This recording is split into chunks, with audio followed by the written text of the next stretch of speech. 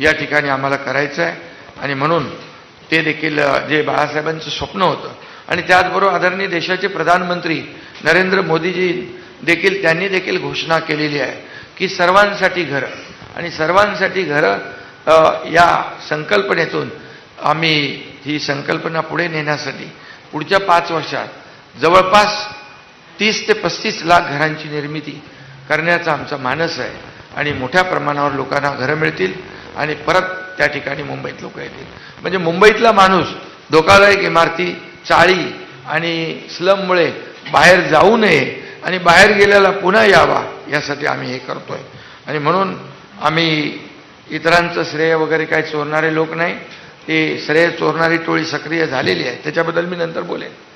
परंतु मुंबई म्हणजे प्रधानमंत्री महोदय, गृहमंत्री महोदय, मी, देवेंद्रजी यांच्यावर सातत्याने टीका करतात लोक की मुंबईपासून तोडणार, मुंबईपासून तोडली जाईल, मराठी माणूस मुंबईतून बाहेर गेला तो तुमच्यामुळेच गेला आहे. परंतु स्वतः प्रधानमंत्री महोदयांनी मुंबईला खूप महत्त्व दिलेलं आहे.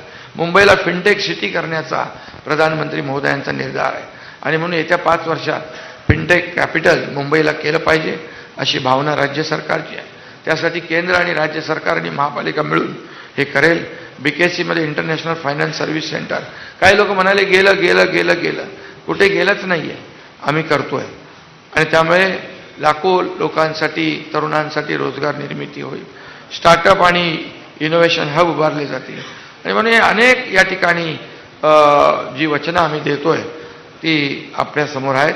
हिंदू हृदय सम्राट बाळासाहेब ठाकरे यांचं जन्मशताब्दी वर्ष आहे, ते देखील आम्ही महायुती म्हणून महापालिकेच्या माध्यमातून विविध सामाजिक उपक्रम, आरोग्याचे उपक्रम, लोकांचे लोकाभिमुख उपक्रम घेऊन आम्ही ते राबवणार आहोत.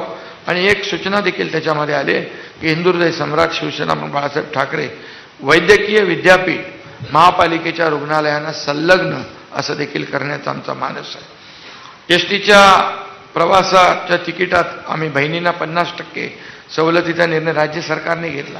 काही लोक म्हणाले तोट्यात जाईल, पण एसटी फायद्यात आली. तसंच आम्ही मुंबईकर लाडक्या बहिणींसाठी BSTमध्ये देखील 50% सवलत देण्याचा निर्णय महिलांसाठी, आमच्या लाडक्या बहिणींसाठी घेण्याचा संकल्प केलेला आहे.